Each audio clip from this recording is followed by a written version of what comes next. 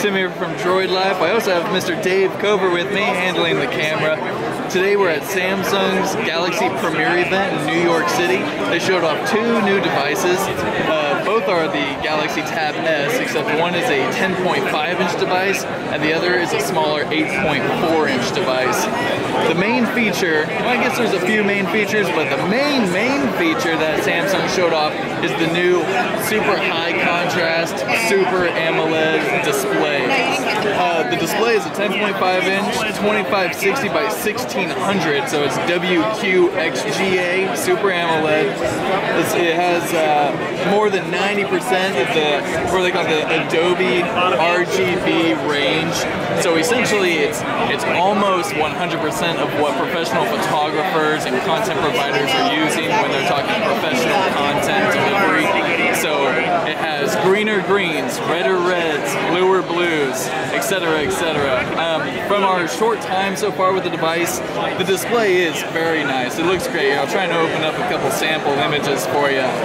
We go see the greener greens here, but everything, it essentially comes to life. I mean, it looks so good. It's almost as if it's 3D when you're looking at it. It looks extremely good. So as far as the display goes, it looks good. Hardware-wise, we are looking at an extremely thin, 6.6 millimeters thin. So that's thinner than a lot of the smartphones that all of you have in your pockets and a lot of the other tablets that are on the market right now. It's not the thinnest tablet available, but it's extremely thin. It's almost paper light, paperweight light.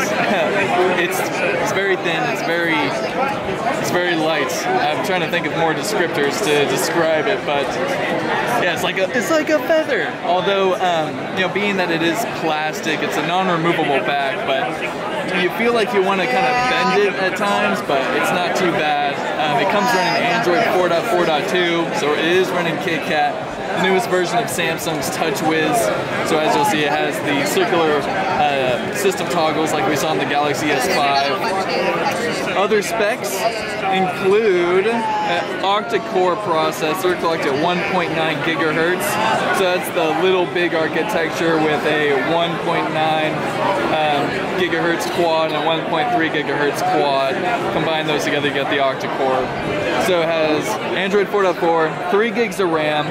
Comes in two versions, 16 gigabytes of internal storage or 32 gigabytes of onboard storage. Sorry, excuse me.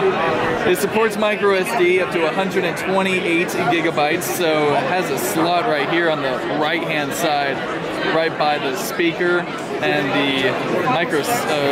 Yes, that is a micro SIM. I want right there. So it does feature 4G LTE connectivity.